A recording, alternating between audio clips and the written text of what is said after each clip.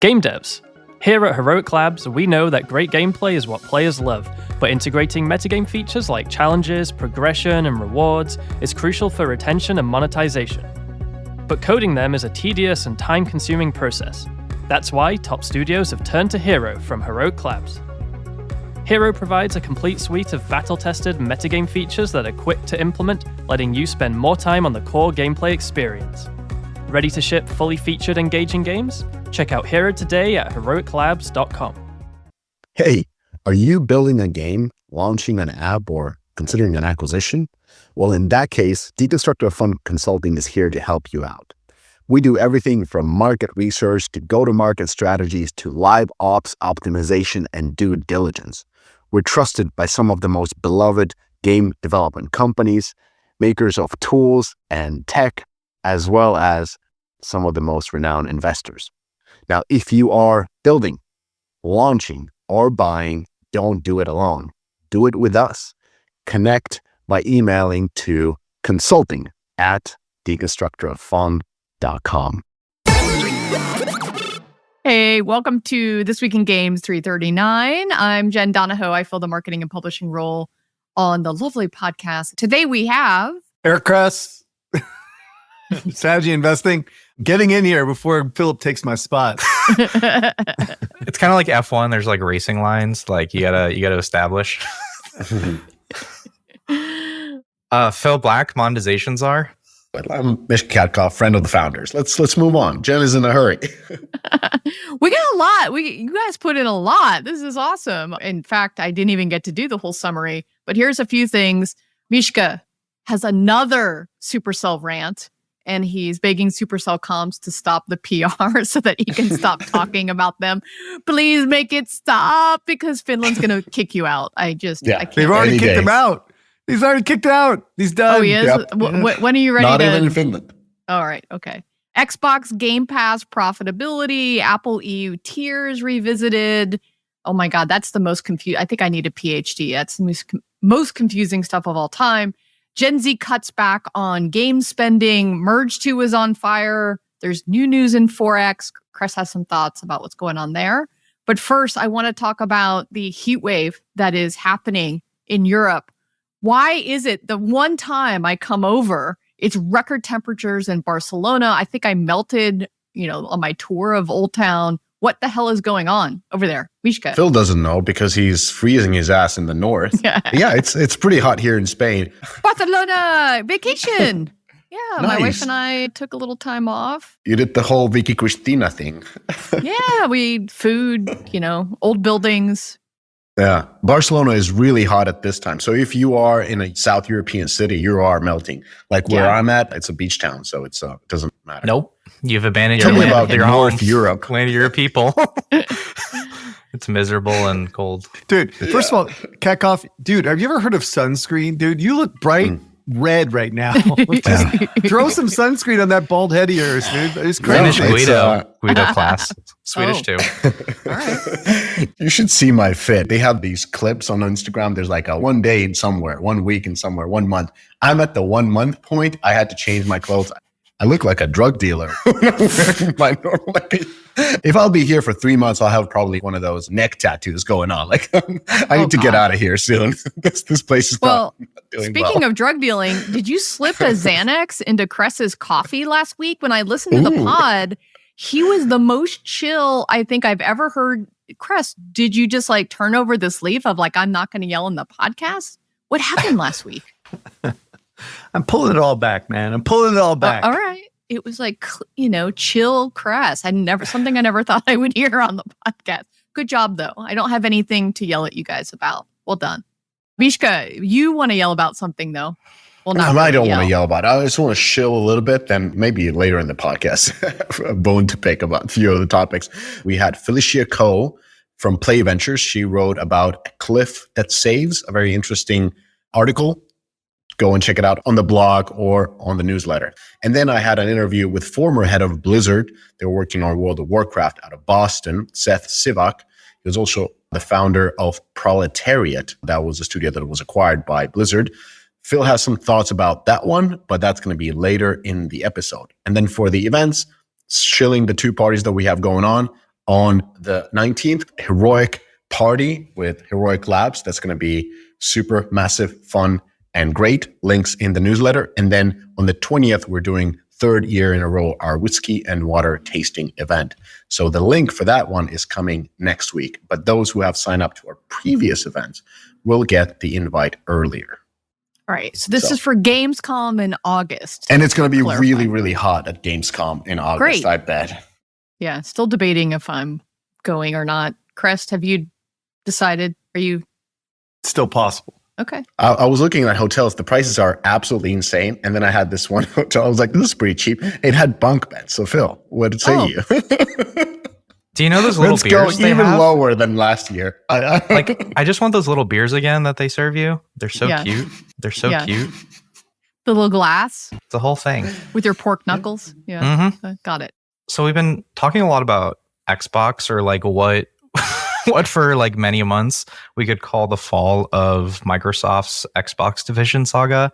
And there was an interesting post by Christopher Dring. And if you remember, he's the one who launched a podcast recently, and he had been at Game Industry Biz beforehand. The podcast is really great. We had talked about it beforehand.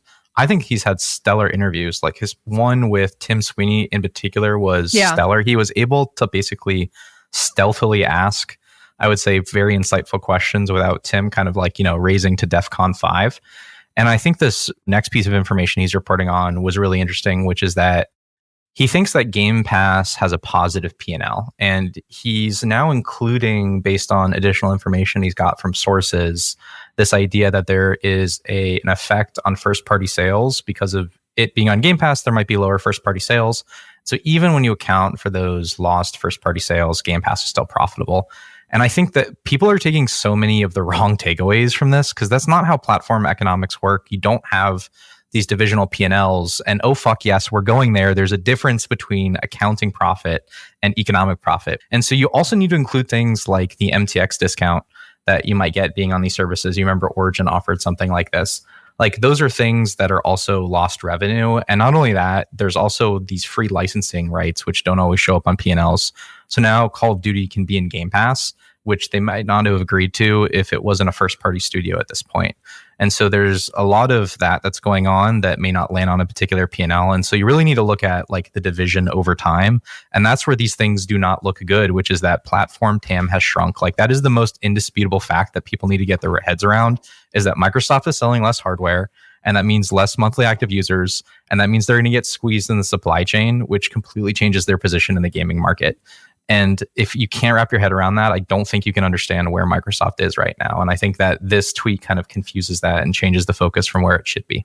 I'm going to keep this really simple, right? You take revenue and you take costs and they're not profitable, right? Like, that's why they're doing all these cuts. They're trying to get more profitable. And Activision helped them get more profitable because they were a profitable enterprise beforehand. So now you're taking King's profitability and you're adding it right to them. But they are less profitable. Activision as a company is less profitable under Microsoft as they were by themselves, clearly, right? Because now Call of Duty's not selling as well. They're just eating away the profits from the Xbox losses from the stupid Game Pass. So I don't even know. I'm sure he's getting pressure from the powers that be to like start restating what he said before. But the fact of the matter is that this is an unprofitable venture and they should just stop fucking Game Pass, right? And I don't know why there's no reason to mince words about this. It's just bullshit to me. Yeah. It sounds like he had internal people saying, no. According to my P&L, it's profitable. It's like, well, it's P&L voodoo that's going on right now. Yeah, seriously. Like, this is why I had this other thing that this Arcane Studio guys came out. His name is Rafael Colantonio, right? He said that it sharply criticized xCloud Game Pass. It describes it as an unsubstantiated, unsustainable model. It's been damaging the industry for a decade. He argues that Microsoft substantial financial backing masks the true cost and that the service pressures developers into deals that they may undermine other business models. And that Game Pass could either dominate the market to the detriment of other models or eventually collapse, leading to further studio closures, which is happening right now, right? It's like, why is this being argued? Like, why are we closing studios? It's because they're trying to save fucking money. This model sucks balls, okay? Just stop it. It's just hugely bad for the industry. The PR bullshit that Microsoft says, you can't believe anything they say. So there you are. There's my Cress. He's back this week. Yeah. There you go. 10 minutes in and you're yelling. So I made a huge mistake last week. I was being a little bit lazy, but partly because the just thing came out. But the changes that Apple are making in response to the DMA are a little bit different than I had thought, right? Basically, in essence, to keep it as simple as possible, they are basically reducing the fee from the 27% that they said before to basically 20%, right? When you include all the different things that are added up, right? This does not change at all the 30% that they are going to get from just using App Store specifically, right? So the changes they are making are only to people that are going off the App Store. I do think this is a concession from an Apple perspective in terms of getting to the 20% for off-store payments. Having said that, that is not at all going to impact, traditional transactions. So yeah, I had a question about this because I was listening last week and I've been reading all of this and man, this is like super confusing. Let me just review. Tier 1 is a basic App Store features for a cheaper 5% commission on in-app purchases. And then tier 2 is a default tier that everyone gets put into. You have full access to the App Store features and it's a 13% commission. And then on top of that was a new fee called the Core Technology Commission, which is 5% commission on outside purchases made in apps distributed on the App Store. And then in January of 2026, the Core Tech commission stays and the Core Tech fee goes away, the 50 cent or 50 euro cent. Right. So we're also looking at an image that just had tier 1 and tier 2 kind of side by side. So you could see what's included and not included. And by the way, if you're on tier 1, I can't imagine anyone would actually do this because you don't get featuring, you're not in the search, you don't have app insights, there are no auto updates. It's like, who on earth would even choose to do that? Can you explain, Cress? So where'd you get the 20%? Like did you look into it and see that this is, I think you just said it, only for the apps that allow for outside payments? Is that how you? No one's going to do tier 1, so it's not even worth talking about. So okay. The way I read it is that the external purchase link is a 2% initial acquisition fee. Store services is 13% for the tier 2 and 5% core tech, which equals 20%. So you're in tier 2, and then that is the fee that you get. Like if you do the in-app payments, it's still 30%. And then if you decide to allow for web shops, that's where you get hit with the 20%. Correct. All right. Go Apple. Yeah, they're going to challenge it for sure. And I think ultimately they're going to capitulate and get to 20%, like on everything. On everything. But they're not even there yet. But that's my guess. And then Xsola and AppCharge and others are going to be in a much tougher sell, I think. Well, if anyone signs up for tier 1, please let us know. I'm dying to know anyone who does that. All right. So Mishka, your rant on Supercell, I feel like it's a time warp. And every week I come back, I hear you talking about Supercell. This week in games, we cover news. And I really don't want to cover Supercell that much because kind of everything has been said about it, but they keep coming in the news and I keep being seduced to cover it. So in the latest one, they had Charmy Kim. She was from Space Ape. I think she was leading the music game. BeatStar? I think she was Nashville Star, the more prominent important game. Yeah, well, there's a new version of that. But yeah, so she was in this quick interview on Mobile Gamer Biz, and the content of this interview was that Charmy is part of the Spark program, which is Supercell's program for prototypes, and they are furthest in development. Her team has worked with Supercell AI Lab on an MPC AI, but didn't end up using it.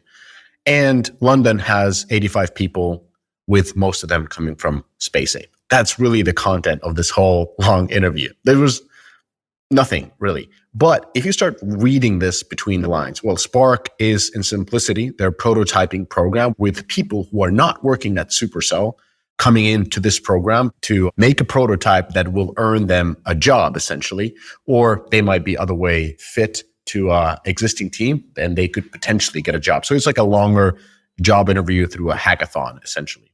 You can also read it in a way that why would any company use external people to develop their prototypes and then make them new games? Well, you can read it that Supercell actually is not able to make new games with their existing people, and they need the influx of hungry talent that would be able to make them new people. I mean, that could work, the strategy, but what works for sure is acquiring companies with successful titles, and Supercell has not done really that before, but I'm sure there will be a time in a few years where they will turn into this. The interesting part about this article was also the lack of portfolio management. They're essentially, Spark Lab just makes cool prototypes that company might not have any type of a genre expertise or audience expertise in. And essentially, it feels like Supercell has adopted the Space Ape portfolio management-less model, where they just make everything from a MOBA to a puzzle game to a car game to an audio game.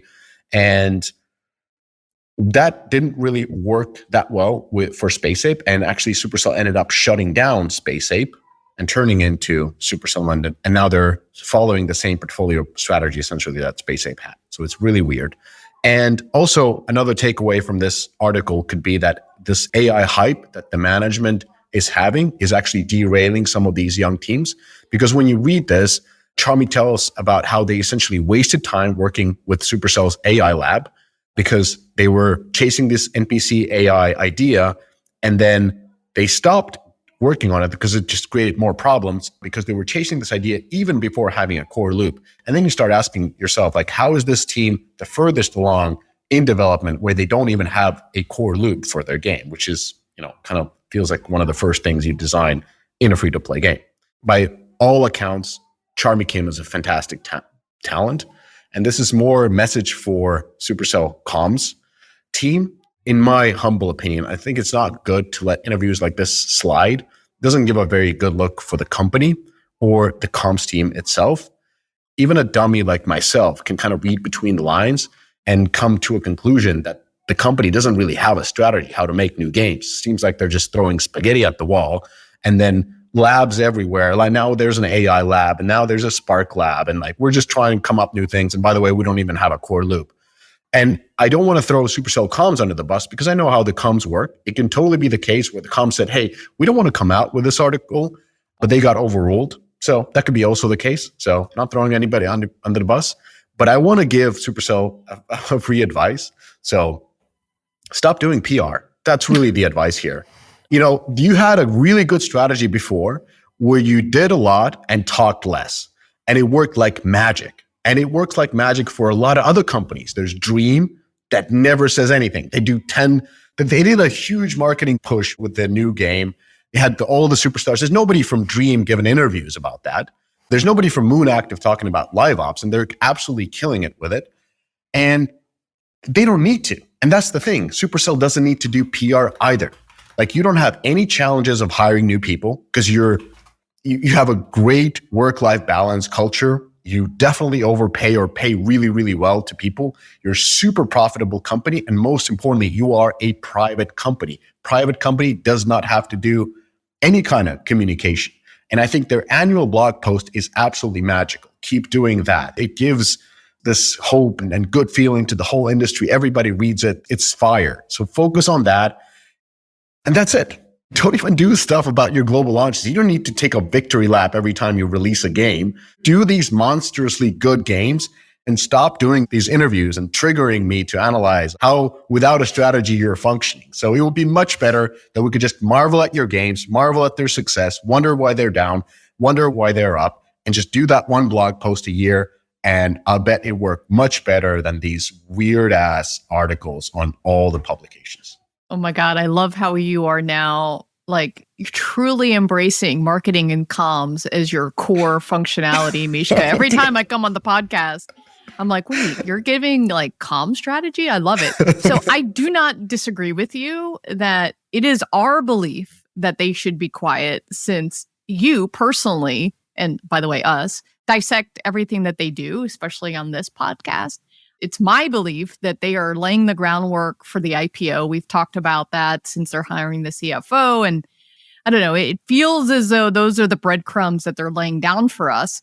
And the people that, are the intended target of these comms do not dissect all of this press, and they don't really understand it in the way that we do. They just want to be able to go out to the market and say, look at all this press we're getting.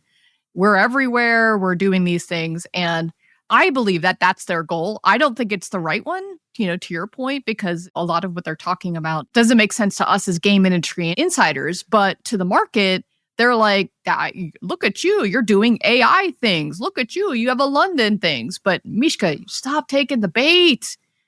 Finland will boot you out. I guess they did. So, just like what's going on in our next story with Gen Z and Zoomers, those kids are booting people off of spending. They do have another game that, guys, they actually launched, Moko. Oh, Moko. Like that is now available globally without an invite. We'll check in on that next week. But whoa, there's been no press tour. What's going on? Good that they didn't do a press tour on that. Good.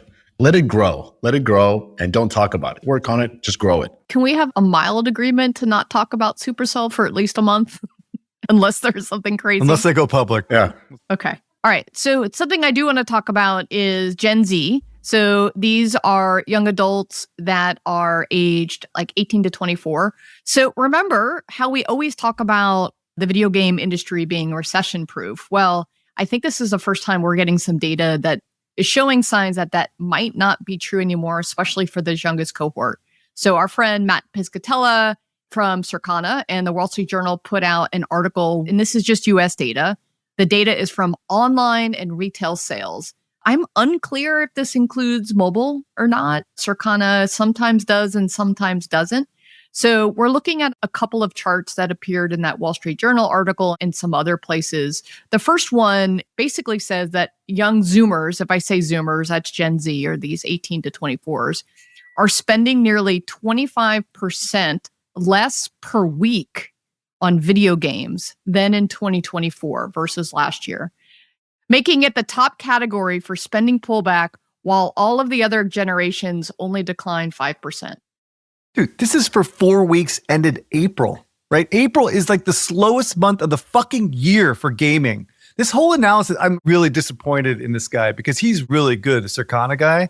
But throwing this shit out to Wall Street Journal is so fucking stupid. Like, this is the dumbest analysis. Like, if literally one game had released in April, like anything almost, and we would have been a completely different story. You know what I mean? Like, okay. Well, can we look at the second chart then? So that is a little bit more of a longer period of time. So the second chart, we can see that the purchases by Zoomers plummeted 13%, kind of where we are in 2025 versus millennials, and those are a little bit older. So it looks as though this specific cohort, this youngest cohort, has been declining in spending. Does that change your mind at all? No. Yeah, No. I mean, the problem here is what is this based on? Is this survey data? Is this credit card panel data? The thing is, they didn't link out to a PDF in the Wall Street Journal report. I tried to track it down and I went to their blog. So I don't really know what I'm looking at here. If GTA, first of all, this didn't include to Switch too, right? Which came out last month, right? Correct. If GTA came out in May, this whole report couldn't have been written if they included May, which they don't. Look, the spending patterns of this age group changing? Yes, maybe, but don't call out video games as some kind of canary in the coal mine of what's to come. It seems like this is the doom and gloom to an extreme.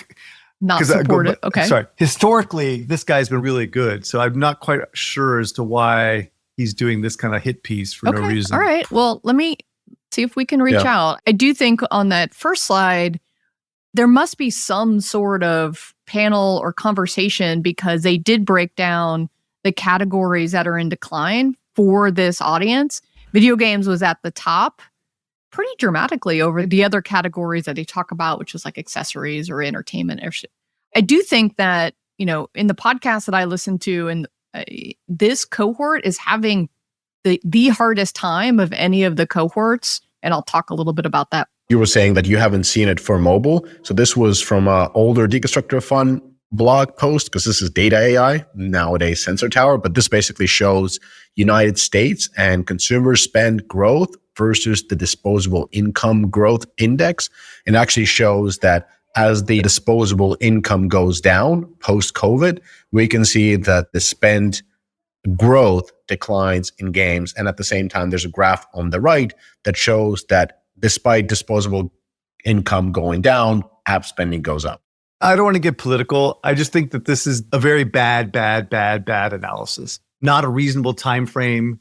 If you had looked at the full year and said that this age demo was down year over year in a market that's basically flat, then let's talk. But if you're taking April is like literally the worst possible month you could take. Like that is the slowest month in the entire year. Like April is like 1/20th of December, right? Probably less. It's a ridiculous analysis.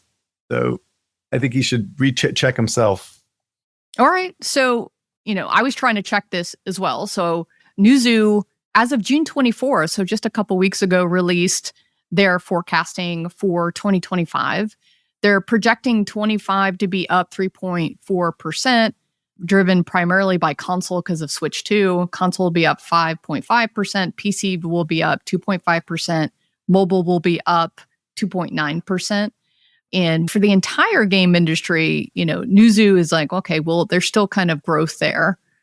In a sense, North America to be down a little bit. So this is from Shrag's latest kind of presentation that he did for us at Off the Record, where I don't know if this broke out games or not. I didn't have all the data to break out games in North America, but he has North America down. So, just trying to think about where he was coming from. Do we think it is reasonable to assume that these Zoomers, these Gen Z folks, are going to other solutions other than premium games? Are they playing more free to play on mobile and console? Are they going to UGC platforms like Roblox and UEFN, which we know Roblox is continues to hit kind of record DAU numbers where they get gift cards, and maybe, those gift cards aren't accounted for? Or are they turning to your favorite topic, which is Game Pass and PlayStation Plus? I was digging around and saw a Reddit post, and a lot of the Zoomers were saying, I love Game Pass. I use it all the time. And even though we just talked about it not being the most profitable thing or profitable at all, as you always say, Cress, it is, not great for Microsoft, but it's great for consumers and players. So, whether you agree or not, if it's trending that way, are those possible reasons why it could be trending that way? Again, if we start talking like actual real time periods, like year over year type stuff, I think it's far better of a comparison. But when you're just pulling out months out of your a-hole, it doesn't make sense. So I'm not even going to justify this with any type of analysis because it doesn't make sense. The market is getting concentrated amongst a very small group of titles and a small group of publishers, and that's happening for console and PC, and that this is the situation we are in the market. So that's about it. And GTA comes out next year, and then all metrics look better, right? Hardware sales are better, software sales are better, and then everyone's talking about, oh my God, we're back. But, GTA coming out of this year was just not good. Yeah, there was a hole in the bucket because everyone was moving out their products because they didn't want to be anywhere near the end of March. Right. And that may have actually also contributed to the fact that nothing was in April. April is the one that bothers me the most. It's like April is just a seasonally shitty month, just fundamentally. I mean, besides, June, July, August are not so great either, except for Madden and, sports stuff. Yeah. Okay. Mishka, you want to talk about investment stuff? Yes. Phil had something to say about my interview with former head of Blizzard Boston. Mishka, I'm exhausted talking about culture. I am exhausted. That being said, this is one of your best podcasts, in my opinion, and I really encourage people to go out and listen to it. To give you a teaser, one of the things you guys are willing to talk about is the idea that low morale doesn't mean poor performance or doesn't mean not hitting the company's goals. And so you spend a moment and ponder whether or not low morale even matters. And so I thought those were moments that kept coming up in the podcast, which I thought was awesome. But I also couldn't help but think that there's a difference between what people actually want to talk about when they talk about culture is not culture. And I think Kim Nordstrom's definition in Up, Down, Up, which I know everyone read, was that culture is patterns of behavior over time. But I don't think people want to talk about that. I think what they want to talk about is institutional policy, right? They want to talk about rules that they can create, which ultimately shape a behavior. And when I kind of look at like revealed preference rather than stated preference, founders spend very little time thinking about organizational design. Like they aren't out there thinking about like who should report to who, how should I set up my titling system or not have a titling system. Like very little time is spent doing that beyond like, I would argue, a couple of self-help books. And I do think like the reason that Netflix is like no rules one is because it actually told it like it is, which is that like we play to win and we hire and fire and operate like it. And ultimately like people understand over time that ultimately action and incentives drive institutional behavior and they just let it rip. I think anything less than that is not a sufficient institutional policy, but that's what we should talk about is like policy, not really culture is an outcome of policy, or at least it's one of the things that we think are the most important factor. And you heard it in the podcast, right? Like that's something that he felt that he had misunderstood, which is that you can influence it. He's like, no, you absolutely can. I'm equally tired because like the success of a company, I think it's like a three-legged stool. You got the culture naturally, meaning like how people work, but then there's really important part, which is capital. And then equally important part, which is timing. And every time there's a successful founder or a CEO, they just focus on the culture because that's the one where they had the most effect on. And then you kind of forget like, oh yeah. And then we raised, a couple of $1 billion and yeah, it was a perfect timing. Market was going 20% year over year and so forth. But I'm really curious to hear what you think about this next investment, Phil, which is Distinct Possibility Studio raising $30 million funding from Bitcraft for a launch of Reaper Actual, an open world AAA shooter with Web3 elements. Is this Gonzalo's Off the Grid, but instead of a battle royale, you're going open world? I don't think Off the Grid got enough credit, to be honest with you, because I think what it did prove is now that they have EGS, which, oh boy, if EGS is the thing you're holding up, you're in deep shit. But at least they have EGS now, which is a mainstream distribution platform for these type of games. I still think without Steam, everyone has bowed to Steam, and Web3 will bow eventually too. So I think this is really in Gabe's hands right now. Gabe's game over at Valve, I think, really holds the future of Web3. But there's been nothing interesting in this space. Like we've basically stopped covering it, and I think that's for sufficient reason. They haven't given us something to cover. Like Off the Grid, if we want to look at an update, I think it's probably doing fine. Is it a crazy big success? No. They have this weird subscription thing. Let's see how much capital they're going to burn by continuing to operate this thing. Why are you doing this? I have no idea. Yeah, and it's $30 million. Yeah, in this economy, it's just, no, it's just wasting money. Wait, they just raised this recently? Yeah, $30 million in a AAA shooter, not to just build, but also launch. No. They've raised $30.5 million to date. This is led by John Smedley, who was really a big MMO figure early on and also helped set up some internal studios at Amazon Games. Yeah, okay. It's not no one. There's a track record here. Like, I think that's the most important thing. It's team rather than business model. Business model can always change. Mm-hmm. All right. Well, on the other news, Kotaku has been acquired by a Swiss-based conglomerate for a cash sum that is undisclosed. So I guess good for them. And Google has launched an indie game fund initiative targeting LATAM region, where they give between $150 to $200K to indie game studios based in Latin America. It's pretty admirable that Google is doing funding. Like we talk about how challenging it is that VC and PE are kind of drying up in the money they're handing out. So it's always great when somebody's bringing money into the gaming industry. I just wonder what are the incentives for Google to write checks? And actually these checks are so tiny. So I'm trying to understand just how does this make sense? But I guess, I don't know, maybe they're working on some kind of a PC platform or something. Yeah, they do have their PC platform initiative. You can build on Android on mobile and it automatically goes to PC. It's also specifically to the LATAM region. So that's kind of interesting. Stay ahead of the competition with Sensor Tower, the trusted source for mobile marketing intelligence. Whether you're tracking trends, benchmarking performance, or scouting the next big hit, Sensor Tower delivers the data that drives strategy. Dominate the charts with Sensor Tower. In today's hyper-competitive digital landscape, understanding your app's journey from discovery to download isn't just insightful, it's the difference between scaling and stagnating. Enter AppsFlyer, the undisputed leader in mobile attribution and marketing analytics. They've mastered the science of making every ad dollar work harder by revealing exactly where your players come from and how they interact with your app.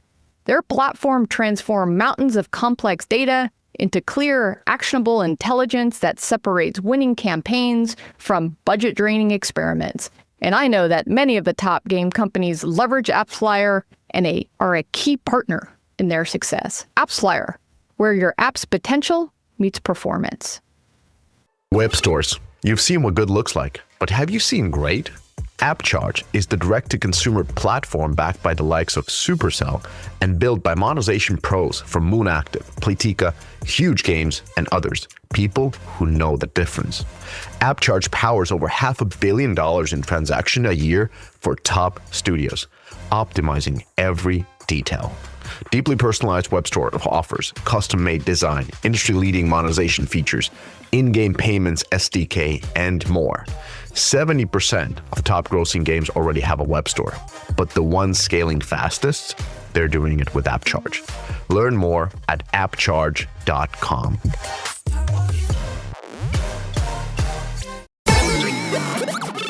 All right, what else we got? So there was a news article that came out from Mobile Gamer Biz. All this was reported more broadly that Blizzard is ending service for Warcraft Rumble. And no, you do not need to check the date. This is 2025 that they are just shutting this down. This game has only done 50 million life to date. And, I don't want to call it an abject failure. I actually thought it proved quite a bit in terms of Blizzard's design prowess. But ultimately, this design was 5 years out of date, going after Clash Royale in a PvE format, even if it had a clever, hook. And I think this is just symptomatic of developers really struggling to understand mobile and just the different mindset that you need to have if you're trying to do mobile.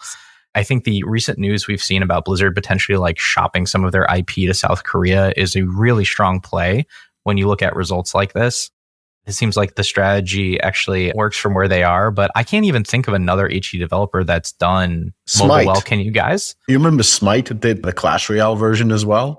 Smite is the game, but that's the MOBA, yeah. The third-person MOBA in Steam?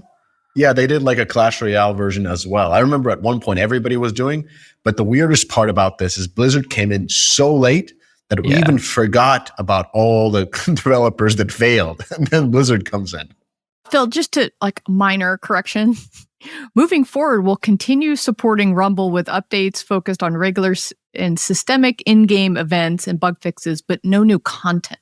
So technically, it's still alive, just no new content. And the thing I just want to make sure we don't leave without mentioning is that there were 100 people on this game.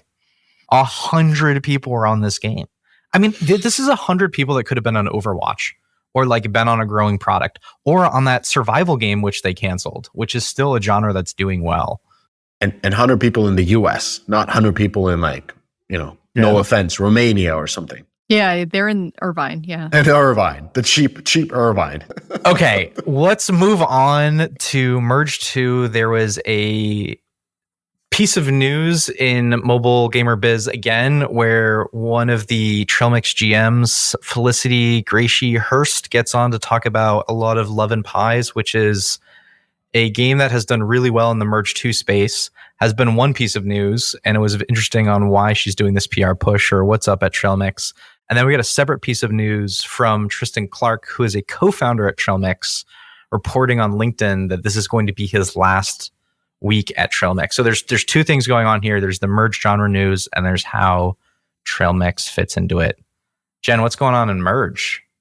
Yeah, so I took a look. I used to love this genre as a human. I have since pivoted to your favorite All in Whole and the Royal Kingdom and Royal Matches. Had no time left in my life to continue to play Merge 2. It's on fire. So I looked at Sensor Tower US year-to-date data. So that's what we're going to look at here. It is the number 2 top revenue subgenre in puzzle. It's number 2 right after the Royal Matches of the world. And more importantly, it's the number 7 top revenue subgenre overall of all subgenres, right behind Squad RPG, one of our favorites. Again, this is just US year to date. Love and Pies is a top 7 game in Merge 2. Gossip Harbor's number 1. $100 million year to date in the US alone. Super, super impressive. Cress, it's not Mice Nuts anymore, right? Mm-hmm. No, not Mice Nuts. That his next one is just basically showing that the genre during the last 12 months has doubled in terms of in-app purchases, which is quite a growth. And we're talking about declining market and this and that, but look at Merge 2 just growing. And then I put in a few of the top games as well as Love and Pies to just see how well this trail and mixed title has fared as the genre has doubled. So Gossip Harbor is essentially the game that is driving the growth on the genre as a whole. And of course, there's plenty of new games that came in. Travel Town, Seaside Escape, Merge Mansion have been kind of holding steady. But Love and Pies is actually, it's tiny compared to those 4 largest one. Love and Pies has actually lost about 30% of its monthly revenue since the beginning of the year. So it's not faring too well for Trail Mix. And looking at Merge Mansion, which is another Supercell owned / backed company in the same genre. Metacore, right? Metacore, yeah. They've been holding steady. They used to be the number 1. I think they took the position from Zynga. And now they're at number 4. And so everybody else is kind of keeping steady. Seaside grew a little bit, but it's really the Gossip Harbor that is absolutely just crushing it. They're crushing it. And then Travel Town, which was taken over by a Chinese company. Moonactive. No, Travel Town. Yeah, that's Israeli. Oh, Israeli. Okay. Yeah. What's going on in puzzle is really interesting is that, especially in the last year or so, it's really broken into all of these different subgenres where you can really get into what's working and what's not working within each of these. Love and Pies is basically the original for Merge 2. They're the OGs. That's what everyone copied. And I think they've just had a difficult time keeping up with what everyone else is doing and how they've really added in all the monetization. They've taken a lot of social casino monetization components, meta collections to really drive the category. So let's go back to shooters because, it's not a podcast with us if we don't talk about shooters. So live service shooter game comes to a premature end. And this is Steel Hunters from Wargaming. It's a mech game that we actually covered to quite a detail on this TWIG episode a few episodes ago. We talked about Steel Hunters versus War Robots, and Chris Sides was actually a guest host on the podcast. And he came pretty hard at Steel Hunters, talking of their gunplay and how they use the UE5 templates, if I'm correct, what he was mentioning. And it felt very generic. It looked different, but the play was not that interesting. And he was right. So it looks like Steel Hunters didn't make it, and Wargaming still continues with tanks and a little bit of ships. I don't remember if they have planes. We need to talk about this next week, but I think the biggest story in all of this is Mecha Break, baby. Like Mecha is on fucking Steam. It broke over 100,000 CCUs. It is a Japanese free-to-play mecha game, and you have a deep, deep layer of customization. It goes full Eastern, and I think this thing, oh my God, I'm so excited to play this. I'm not deep enough in to provide a review. Let's talk about it next week. My aspirations for the Gundam franchise are held in this video game. Oh, wow. It looks really cool. It's a shooter, Yeah. like action. But you're like flying. But wait till we get to the home menus and look at progression, is what I say. Mecha Break, huh? Oh, yeah. Look at all the character customization, and let me tell you, this is different cultural norms. Yeah, they look really enhanced. Really enhanced. Yeah, anime pushed to the limits. Yeah. All right. Well, in the hope of being somewhat positive about what's actually working in the game industry right now, I came up with a topic to talk about is like basically the top 7 games outside of puzzle that have done well in the West for the last 2 years, mind you, are the following: Pokemon TCG Pocket, Dark War Survival, Top Heroes, King Shot, Archero 2, Capybara Go, and Last Z Survival. And I know we've talked about kind of like the essences of these, but I just want to reiterate, because I keep getting people saying kind of the same thing, is that everyone seems to be wanting to build games that delight themselves, right? Versus games that actually do well in the marketplace. So I came across some article that was written. I've never met this or heard about this person, Aylin Yaziki. Does anybody know her? It was actually a really, really well-written piece on two particular games, Century Games, Whiteout Survival, and then King Shot. And I've been playing King Shot like a fucking crack addict. That's part of the reason I wanted to talk about this.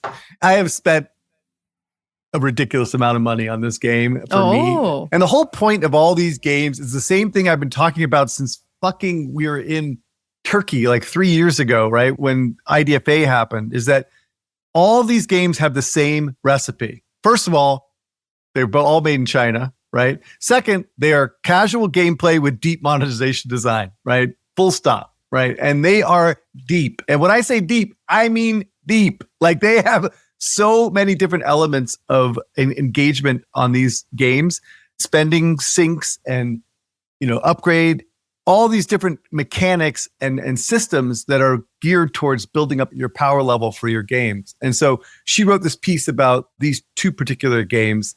And it's basically saying how the 4X genre is kind of evolving with these hybrid casual mechanics, which reduce complexity in terms of the funnel, but then it makes it, again, a much more deeper game when you get into it, right?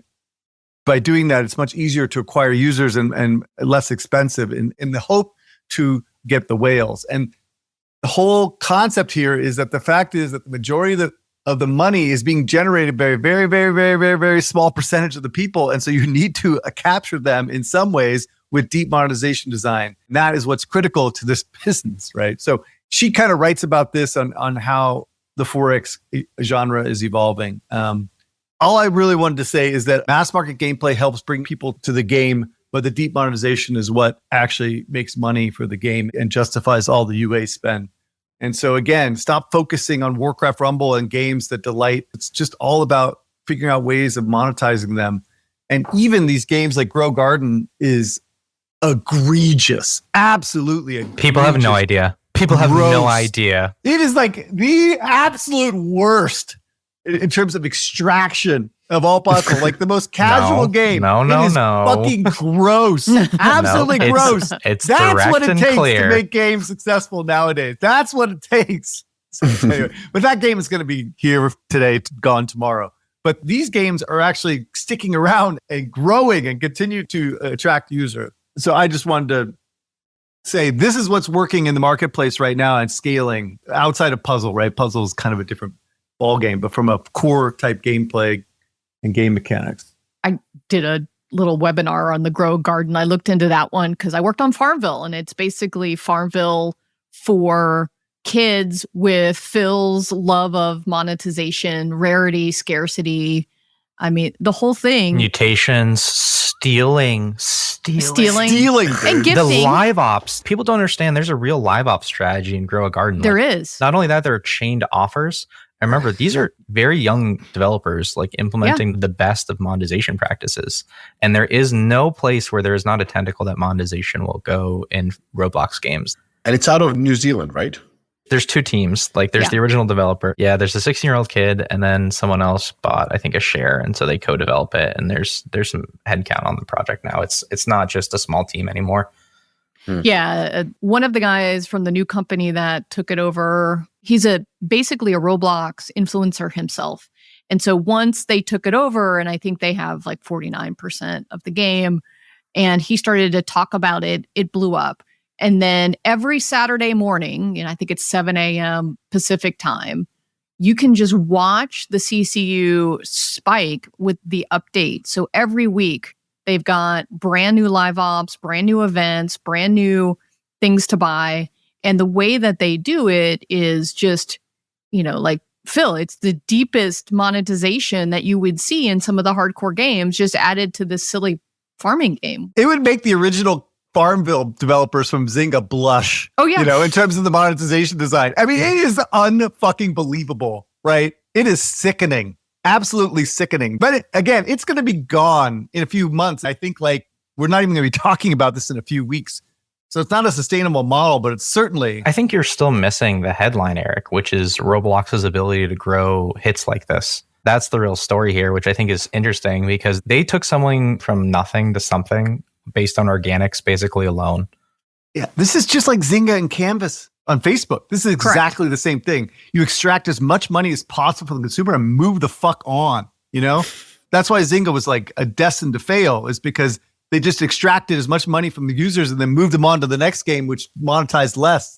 They pulled the means of distribution right from under their fucking noses, you know? And so I don't think Roblox is going to do that. But the next like sickening game is going to come out and they're going to move on to that, you know? Like that's the way this business is going to work. I'd paint it in a better way. Like, I think at Zynga, they called it like the Death Star. Like they're building the Death Star and you just kind of like point it and launch it. Like that was always Farmville, is like they cross promote things and like Alderon, like explosion. I think the real story is that Roblox, like it sounds like they finally have their Death Star, which is the platform. Like you just point this thing and you know, they can scale any game on the platform. I mean, that's incredible. This is the most played game in the fucking world. Even if the ARPU is really low, which it is, that is not insignificant. You're not giving enough credit to the influencers that draw people in to make this a thing. No, influencers are at the other end of the funnel. Influencers cannot make something that's not popular. Like they are just as much riding the demand wave as anyone else. Like most popular games are the top stream games, CSGO, Dota, League of Legends. Dude, when Farmville was coming out in Canvas, people were saying the same exact thing, right? This is the most people that have played a game in the history of man. And that matters, right? Like that mattered for Candy Crush. That matters for Farmville. Like they rode that for a long time. That wasn't insignificant. That mattered for Fortnite. Of course it matters. And Farmville, by the way, is still around. I know it's crazy, but the difference is they maintain these audiences for the successes like Fortnite and Candy Crush. Yeah. These audiences are going away, right? Yeah, and I think that's fair. You know, let's look at how this one holds up. Let's also look at other platform titles like Adopt Me. Like there are games with like stable live service. Yeah. I'm not condemning Roblox. I'm just condemning, you know, the hit-driven like games like this. Like it's amazing, but it's not sustainable, right? I don't know. That a lot of the games in the top Roblox charts have been there for a while. Yes, the hype is gonna die down because you know, these kids have an attention span of 6 to 8 weeks and it's summer. They're likely gonna stay addicted all summer and then maybe it'll drop down when school goes back in. It's not gonna maintain this level, but it might not go out of the top 10 or 20 unless they stop supporting with live ops or if something else comes in to take its place. You know, what's interesting here is it's finally the farming genre. I know it's crazy to think that farming and kids is like the next genre. But, you know, if I'm a Roblox developer, I'm going to go mine all of the other games for 60-year-old women, which is the irony here. Is like that was the audience for Farmville, was like 60-year-old women in Iowa who love that game for a very different reason. They took all of the like Pokemon trading card mechanics and put it into a farming theme. And so I think you're going to see a lot of that, if I had to guess, is go find a different theme and then just, you know, layer in all of Phil's favorite monetization mechanics. All right. I think that's everything. All right. Mecha Break next week. And we'll see you next week. Till next week. Peace. You did it. You made it to the end of the episode. As a fan of the show, it would help us out if you'd subscribe and leave us a review on the podcast service of your choice. Those stars and likes, while a small action on your part, mean a lot to us and help to grow the show. More importantly, are you a member of the Deconstructor of Fun Slack group? If you have 5 years or more of games industry experience, go to deconstructoroffun.com/Slack and apply to join. Join the games industry best professional community filled with peers always willing to lend a hand, or subscribe to our newsletter to get all the latest insights from the Deconstructor of Fun content creators. Thanks for listening.